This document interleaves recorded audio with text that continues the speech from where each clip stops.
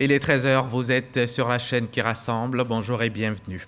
Le Premier ministre était hier à Boisflé dans la Maraoué. Patrick Achi y a rencontré les femmes du secteur du vivrier à qui il a rendu hommage avant de leur offrir du matériel et des intrants d'une valeur de 2 milliards et 500 millions de francs CFA pour accroître leur production et faire face à l'augmentation du prix des produits sur les marchés. La ministre de la fonction publique a lancé officiellement hier les concours administratifs session 2022 et Anne-Désirée Ouloto annonce des innovations. Pour cette année, la ministre évoque la mise en place d'un guichet unique pour les inscriptions et le dépôt des dossiers, également la participation des Ivoiriens de la diaspora au concours. La confirmation hier jeudi par le Sénat américain de la juge Ketanji Brown Jackson à la Cour suprême vient de marquer l'histoire en ouvrant la porte de la plus haute institution judiciaire des États-Unis à une toute première femme afro-américaine. Ce vote symbolique en faveur de la magistrate choisie par Joe Biden vient mettre fin à plusieurs semaines d'audition de la candidate. Le Premier ministre sera ce vendredi à Dzopé, dans la région de Lamé. Patrick Achi s'y rend pour l'inauguration du tout nouveau CHR, le centre hospitalier régional. Reportage à suivre ce soir dans le 20h avec nos équipes qui sont déjà sur place. Hier, c'est à Boisflé que Patrick Achi se trouvait. Boisflé, c'est dans la région de la Maraoué et le Premier ministre y a rencontré les femmes du secteur du vivrier, une occasion pour le Premier ministre de leur rendre hommage, puis de leur offrir 2,5 milliards de francs CFA de matériel agricole et d'intrants, cela en vue d'accroître leur production et faire face à la cherté de la vie. Les précisions d'Herman Guivet. Le Premier ministre Patrick Achi dans la Maraoué ce jeudi, une visite qui a valeur de célébration des femmes du vivrier, mais aussi de promesses tenues après une série de rencontres avec ces Amazones de la production vivrière dans l'objectif d'accompagner leurs efforts en matière de production agricole avec comme perspective de lutter contre la flambée des prix des matières premières. Les femmes de la Maraoué, héroïnes de la production vivrière, n'ont pas manqué d'exprimer leur reconnaissance au chef de l'État Alassane Ouattara, au Premier ministre Patrick Achi et au gouvernement dont il a la charge pour le soutien matériel important mis à leur disposition. Quand Ado dit, il a fait. Les kits agricoles que nous recevons ces jours sont d'une utilité, d'un apport essentiel dans la production et la commercialisation des produits vivriers sur toute l'étendue du territoire. Notre joie est grande, Monsieur le Premier ministre. Nous mesurons la pleine responsabilité qui nous incombe. Nous n'avons pas droit à l'échec, car l'attente des populations est grande. Monsieur le Premier ministre, vous pouvez compter sur nous. Un soutien conséquent apporté à la production vivrière aux femmes des coopératives agricoles de la Maraoué en vue de leur permettre d'accroître leur capacité de production. Les kits agricoles qui viennent d'être remis et qui sont composés de semences, de maraîchers et de riz, ainsi que d'engrais, constituent une première réponse aux préoccupations posées par les braves femmes du vivrier. Les tricycles et les camions que vous voyez derrière vous permettront de faciliter l'évacuation des productions vers les centres de groupage afin d'en faciliter la commercialisation. Enfin, nous avons doté les petites et moyennes entreprises agricoles de machines agricoles pour le labour et pour les opérations de récolte et post-récolte. Il s'agit des tracteurs, des faucheuses, des mini-moissonneuses et des batteuses vanneuses qui viennent d'être remises. Ces machines qui indiquent que nous venons de lancer l'ère d'une véritable mécanisation de notre agriculture. Au total, le coût de ces kits et matériels agricoles dont nous venons de doter les acteurs du sous-secteur du vivrier s'élève à plus de 2 milliards 500 millions de francs.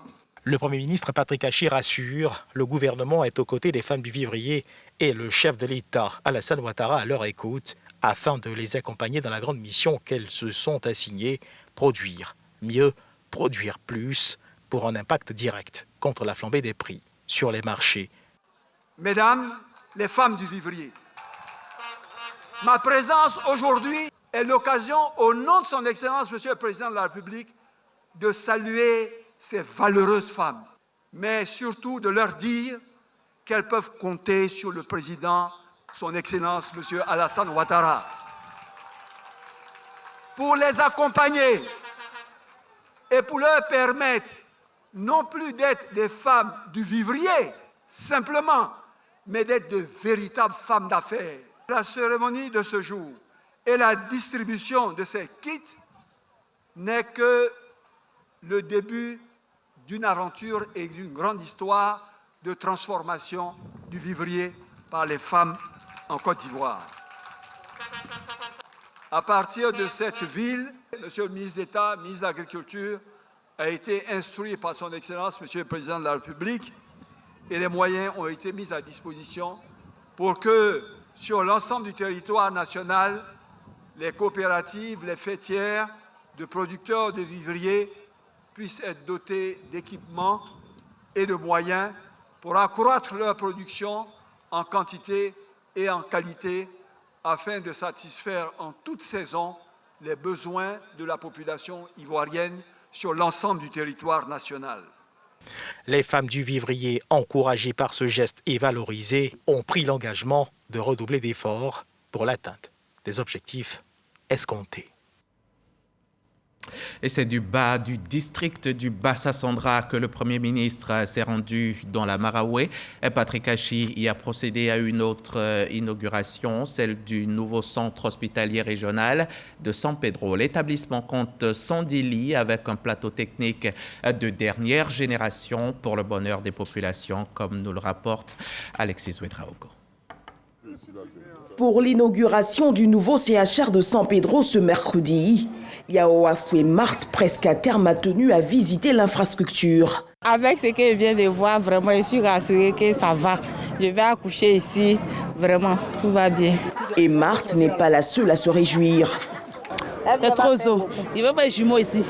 À le voir de près, c'est vraiment un joyau. Lorsqu'il arrive pour la cérémonie d'inauguration, l'accueil est chaleureux. Les mots sont remerciements. San Pedro est en train de changer de visage. Et c'est dû au beau travail et c'est bon de le dire. Merci, Excellence Monsieur le Premier ministre.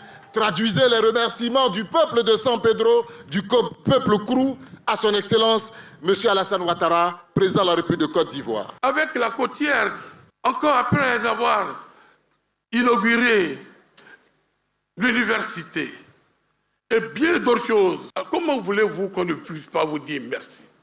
Ce nouvel établissement sanitaire bâti sur 7 hectares pour une enveloppe de près de 30 milliards de francs CFA dispose de 120 lits et devra améliorer conformément à la vision du chef de l'État la prise en charge sanitaire des populations. Ces événements ne sont pas le fruit du hasard. Ils procèdent d'un plan savamment pensé et conçu par le gouvernement ivoirien qui a érigé en priorité la santé dans notre pays. Le principal objectif visé par la création de ces pôles est que les populations ne parcourent pas plus de 200 km pour bénéficier donc des soins de qualité, même pour les cas les plus graves. Ce vaste programme de remise à niveau du système sanitaire ivoirien enregistre à ce jour la mise en service de plusieurs infrastructures sur toute l'étendue du territoire. Au cours des derniers mois, nous avons inauguré respectivement le CHR d'Aboisseau, d'Adjamé, de Daloa, l'hôpital général de Yopougontier, le centre d'oncologie de Bassam, dont nous avons commencé les travaux. Aujourd'hui, nous inaugurons le CHR de San Pedro et l'hôpital général de Nagui, et bientôt le CHR d'Adzopé, celui de Bouaké, de Katiola, de Bouniali, de Danané, et encore de l'Institut de cardiologie de Bouaké, et enfin, très bientôt, très prochainement, le CHU d'Abobo, le plus grand CHU de Côte d'Ivoire, d'une capacité de 600 lits. L'occasion pour le chef du gouvernement d'inviter le personnel de santé à plus de professionnalisme et d'humanisme. Ce sacerdoce, vous l'avez choisi, il a des obligations. Souvenez-vous de cela. Et que l'on n'assiste plus à ces Situation extrêmement déplorable où des malades sont abandonnés à eux-mêmes. Et l'État compte aller plus loin pour San Pedro. Logements sociaux, bitumage de voies, mise en service de la Soutra. Autant de projets pour développer son plein potentiel. Le choix fait par son excellence le président de la République dans cette vision 2030, c'est de créer des villes secondaires pour que, avec des universités, avec des hôpitaux, avec des pôles industriels, ici avec un port, on puisse avoir l'éducation, la santé, l'insertion professionnelle qu'il faut sans qu'on ait besoin d'aller ailleurs, même si la côtière, dans quelques mois, s'étendra devant vous, belle et noire, pour que vous puissiez l'emprunter avec aisance. Après cette étape du Bassa-Centra, cap sur la région de la Maraoué. Et la santé, ça n'a pas de prix. Place au chapitre Covid-19.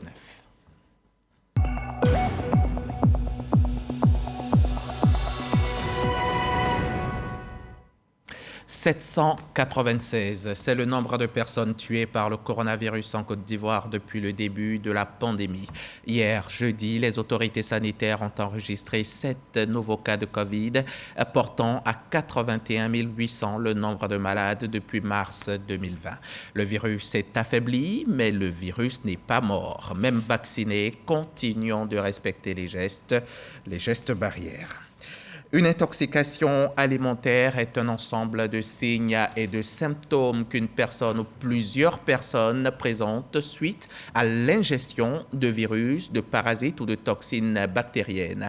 Selon l'OMS, plus de 600 millions de personnes tombent malades chaque année après avoir ingéré des aliments contaminés et 400 000 d'entre elles en meurent. C'est le ministre des Ressources animales et halieutiques qui l'a révélé cette semaine à Bingerville. Les précisions de Dangui.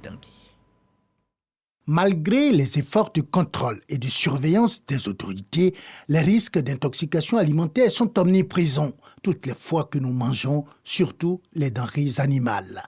Conviction largement partagée aussi bien par ceux qui ont réalisé que ceux qui ont regardé la présentation de l'exercice de simulation pour la réponse rapide face à un foyer toxi-infection alimentaire collective. Au niveau, par exemple, des éleveurs, de la production primaire, nous avons constaté que le non-respect des bonnes pratiques d'élevage peuvent conduire à des intoxications graves. Le fait de vendre la volaille en position verticale, parce que la vente ambulante, vous les tenez par la patte et la tête en bas, ces animaux-là vont tomber malades. Et qu'est-ce qu'il va faire? Il ne va pas les jeter, il va les traiter et puis les revendre le lendemain. Ça veut dire quoi? En injectant des produits ou bien en leur donnant des antibiotiques, le consommateur va manger directement ce que le poulet a mangé. Et troisième élément, c'est le stockage, les chambres froides, où nous avons la viande congelée, les poissons, les non vendus des boucheries. Ces chambres froides-là doivent être agréées. L'agrément nous permet quoi? Nous permet de savoir où ils sont, nous permet de vérifier qu'ils respectent le minimum en matière de bonnes pratiques d'hygiène pour sécuriser la denrée qui est stockée dans leurs établissements. La réalisation de cet exercice de simulation pour la réponse rapide face à un foyer toxi-infection alimentaire collective est déjà une réaction des autorités face au risque d'intoxication alimentaire. Mieux vaut prévenir que guérir, dit-on. La seule façon d'avoir de la viande de qualité, c'est de parcourir le circuit de distribution agréé par le ministère à travers ses services vétérinaires qui fait l'objet d'inspections régulières. 600 millions de personnes tombent malades chaque année après avoir ingéré des aliments contaminés. 400 000 d'entre elles meurent à cause des maladies d'origine alimentaire, selon l'Organisation mondiale de la santé, OMS. Et voici une performance qui est à saluer. Au terme d'un audit pour la certification Food Safety Modernization Act, 9 unités de transformation de noix de cajou ont reçu cette semaine leur certificat d'accès au marché américain. Le FSMA, c'est une certification de conformité aux normes américaines en matière de sécurité sanitaire des aliments. Et c'est à l'initiative du Conseil Coton Anacarde. Voilà qui devrait faciliter les exportations de cajou aux États-Unis et dans le reste du monde. On en sait plus avec Jean-Louis Bangbo. C'est leur passeport d'accès au marché américain. Ces certificats qui sont remis à ces responsables d'unités de transformation de noix de cajou attestent de la qualité de leurs produits et leur conformité aux normes américaines en matière de sécurité sanitaire. Nous avons travaillé individuellement avec chaque entreprise pour offrir des solutions, des conseils, de la formation et surtout les initier à cette nouvelle culture qui est basée au-delà des anciennes normes internationales, qui est basée sur le contrôle préventif dans le processus de fabrication.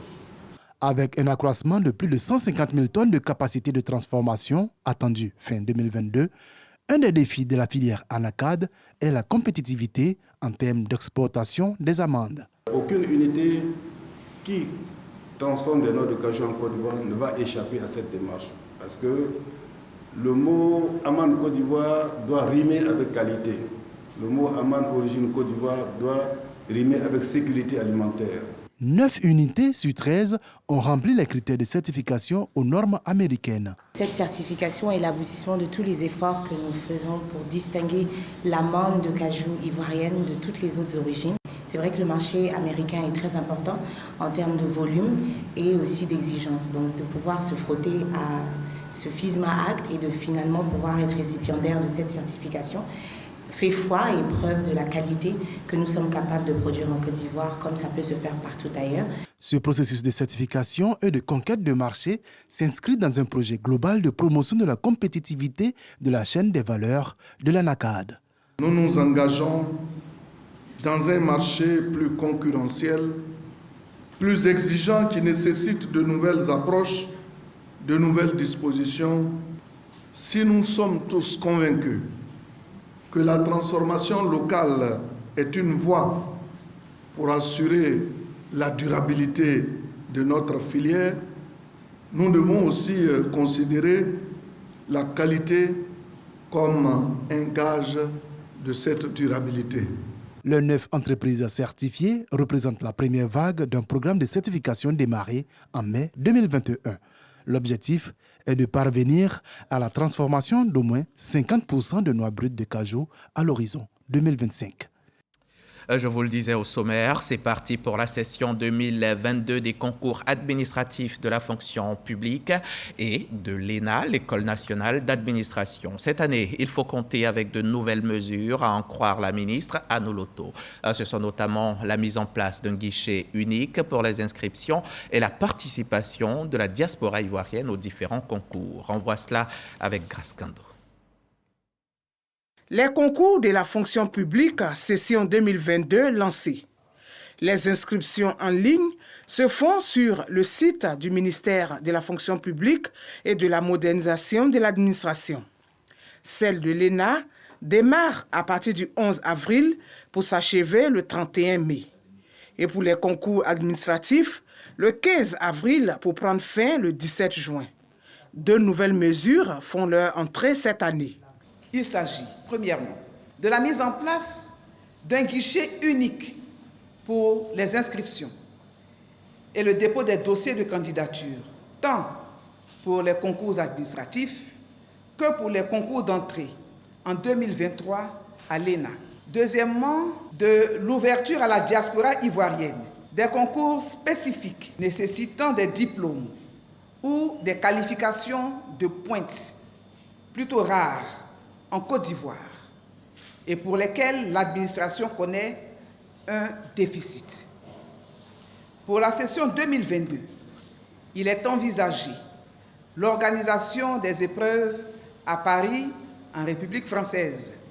Cela pourrait être élargi à d'autres capitales à l'étranger si l'essai est concluant. Transparence, équité, célérité, c'est sous ce triptyque que se déroulent ces concours. Nous nous y engageons avec plus de transparence pour plus de performance.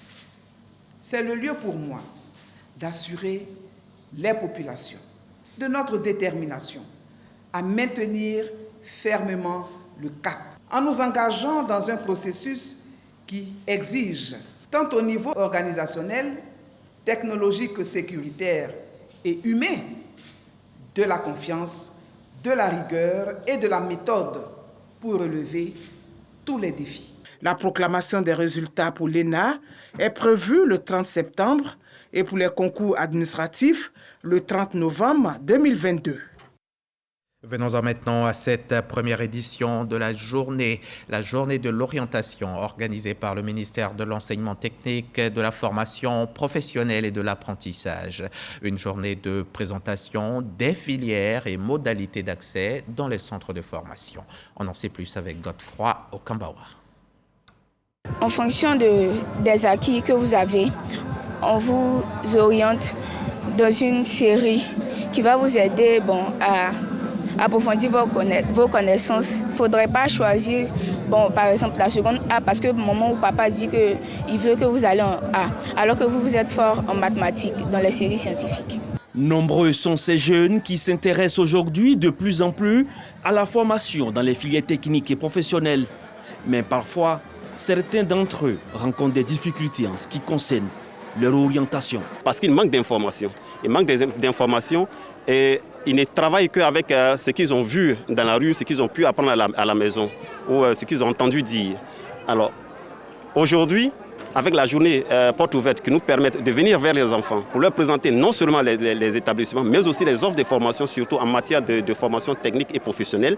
Et je crois qu'à partir de là, les enfants sauront mieux choisir et ils sauront ce que c'est que l'enseignement technique et professionnel.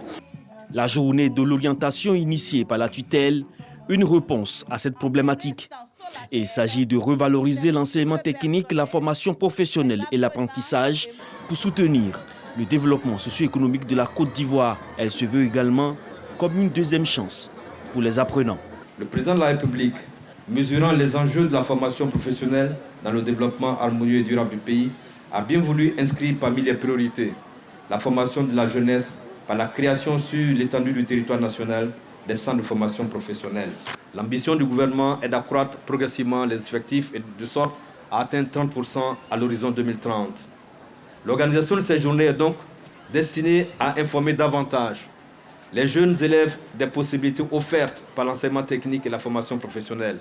Il s'agit précisément de présenter les filières, les types de baccalauréat technique, les modalités d'accès et d'indiquer clairement les trajectoires de chacune et de chacun. La journée de l'orientation, de l'enseignement technique, de la formation professionnelle et de l'apprentissage est à sa première édition. Orientation scolaire, clé de réussite professionnelle est le thème retenu pour cette édition.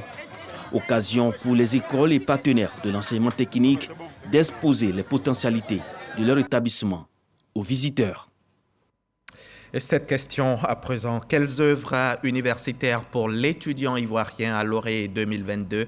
C'était le thème de la rencontre initiée par le CROU A1, une rencontre dénommée le déjeuner de l'amitié et qui a eu lieu à l'université Félix Houphouët-Boigny. Pour cette dernière édition, il a été question de l'amélioration des conditions de vie et de travail des étudiants. Jean-Marc Djadji a pu y assister pour nous. L'orchestre de l'université d'Abidjan, OUA, en action au forum du campus de Cocody. Un savoir-faire culturel que ces étudiants veulent faire partager aux invités de cette énième déjeuner de l'amitié. Initié par le Centre régional des œuvres universitaires d'Abidjan 1, ou A1, cette rencontre vise à échanger sur les activités récentes. À cette occasion, le programme d'action 2022 est présenté à tous les acteurs universitaires. Parmi ceux-ci, 2 activistes honorés pour leur engagement au profit de l'amélioration du cadre de vie des étudiants. On a vu l'OUA, comment des étudiants savent allier l'utile à l'agréable. Et nous pensons que si nous arrivons à allier l'utile à l'agréable, les études seront efficaces. En tant qu'ambassadeur, il est important pour nous de montrer un peu tout ce qui se fait de positif dans cette université. Il ne faut pas oublier que pendant de longues années, l'université a souffert d'un déficit d'image. On ne parlait de l'université que pour des choses négatives. Mamadou Deli, le directeur du CROU A1, invite ses partenaires à mieux s'impliquer pour la réussite du nouveau plan d'action. L'université est fréquentable, donc nous demandons aux partenaires de venir s'afficher, de venir nous accompagner dans un certain nombre de nos projets, qui sont des projets soit sportifs, culturels, d'animation, pour égayer, pour entretenir sainement les étudiants. La matrice d'activité du Centre régional des œuvres universitaires d'Abidjan 1 se décline en 22 missions réparties sur 5 priorités. Loger, nourrir, soigner, manager et divertir. En cette mi-journée, le service politique de RTI1 a choisi de faire une lucarne sur la formation militante au sein des partis politiques, ce qui serait un enjeu indispensable dans la stabilité des États. Comment les partis politiques forment-ils leurs militants ici en Côte d'Ivoire, que l'on soit au RHDP, au PDC-RDA, au FPI, à l'UDPCI? Quelle école politique, quelle formation reçoivent les militants? Comment les encadre-t-on dans leur famille politique? C'est ce qu'on va découvrir maintenant avec Laure Goretti et Konaté Moussa. Mercredi 6 avril, nous sommes à la 4e séance de travail du directoire du RHDP. Au cœur des débats, le plan de formation globale des militants. Le plan global de formation adopté par le directoire repose sur 3 axes. Le premier est de former le militant sur l'identité propre du RHDP, un parti libéral à visage humain. Le second est de préparer le militant du RHDP à la conduite du changement. Et le troisième est de promouvoir les compétences au sein de notre famille politique dans l'optique de faire du RHDP un parti de l'innovation. La formation des militants constitue désormais la priorité des partis politiques, du RHDP au PDCI-RDA, en passant par le FPI et l'UDPCI. Quel mécanisme encadre l'éducation militante en Côte d'Ivoire? C'est la socialisation politique qui permet aux citoyens d'avoir un comportement politique et une attitude politique. Un citoyen qui n'a pas été bien socialisé politiquement peut avoir un comportement déviant. C'est ce qu'on appelle la participation politique non conventionnelle. Et si vous voyez des citoyens qui se comportent de façon déviante, des citoyens qui participent à des casses, des citoyens qui participent à des situations de rébellion, c'est parce que certainement ils n'ont pas été politiquement bien socialisés. La formation des militants au sein des partis politiques a pour vocation d'éduquer les militants, leur inculquer l'idéologie prônée par le parti, mais surtout de préparer la relève au sein du parti. La formation est au début et à la fin du tout. C'est le meilleur moyen pour transformer le monde. Et beaucoup de problèmes que nous avons dans la gouvernance de nos États sont liés au déficit de connaissances. Lorsque un nouvel adhérent vient vers nous, nous tendons déjà les statuts et règlements intérieurs, quels sont les droits et puis la discipline du militant au sein des statuts et règlements intérieurs. L'enceinte même où le parti inculque aux plus jeunes ces valeurs, c'est toutes les instances. Si vous prenez son bureau politique, et toutes les générations travaillent ensemble. Et ils nous inculquent et ils nous transmettent aussi les valeurs du parti. Une réalité bien perçue des partis politiques qui ces dernières années renforcent la formation de leurs membres. Au Front populaire ivoirien ce dimanche, jour de cours en salle pour les cadres du parti. Si nous voulons avoir les instruments pour transformer notre pays, pour mettre fin à tous les problèmes que nous connaissons, que ce soit les problèmes liés à l'unité nationale, à la gouvernance économique et sociale, à la diplomatie, il faut des hommes de qualité et qui aient des connaissances élargies sur l'ensemble de ces questions. Une approche partagée au PDCI-RDA. Le parti produit chaque année de nombreux manuels de formation. Pour le ministre Yao Niamien, un militant formé est un ambassadeur du parti. Depuis 1946, la formation fait partie de l'ADN du Parti démocratique de Côte d'Ivoire. Le PDCI enseigne aux Ivoiriens, à ses militants, à ses sympathisants, qu'en dehors du dialogue, aucune autre solution ne doit être utilisée pour résoudre les différends au sein de la Côte d'Ivoire.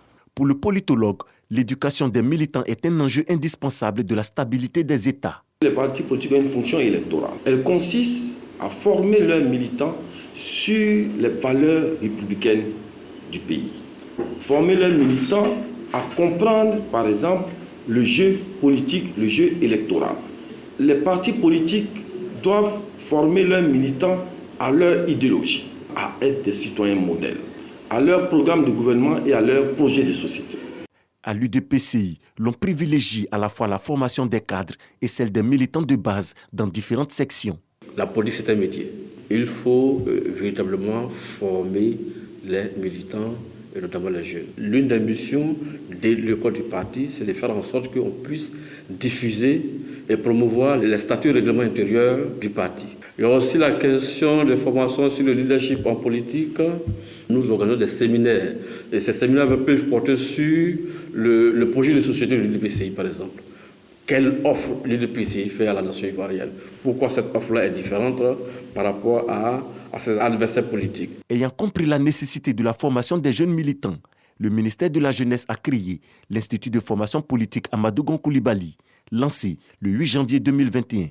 L'Institut de formation politique Amadou Gon Coulibaly, qui a une vocation sous-régionale, développera 2 grands types de formations au profit de plusieurs centaines de jeunes par an. Une sous la forme de séminaires, avec 192 heures sur 6 mois, qui s'adresseront à des jeunes militants des partis politiques et de la société civile âgés de 16 à 35 ans. Le second type de formation est à l'endroit du grand public, regroupant des conférences, des colloques et des activités de récompense de l'action positive des jeunes militants politiques ou associatifs.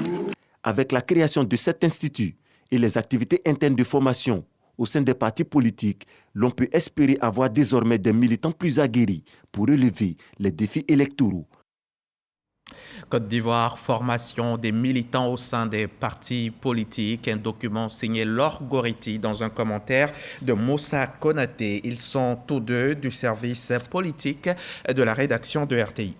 Le Sénat américain a procédé hier jeudi 7 avril à la confirmation historique de la juge Ketanji Brown Jackson à la Cour suprême. Tous les élus du Parti démocrate et 3 sénateurs républicains modérés ont voté pour faire rentrer cette juriste de 51 ans à la Cour suprême, où elle sera la première femme noire à siéger à la plus haute institution judiciaire du pays. Merci de votre confiance. Merci de suivre RTI.